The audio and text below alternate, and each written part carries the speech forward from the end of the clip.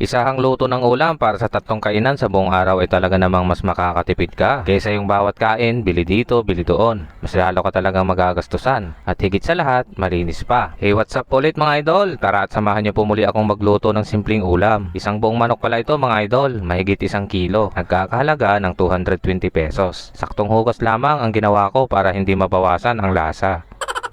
Isang maliit na sibuyas, 4 na butil na bawang at kaunting luya. Mekos-mekos ng kaunti at kapag lumabas na ang espiritu ng bawang, sibuyas at luya, ilalagay na natin yung chicken na manok.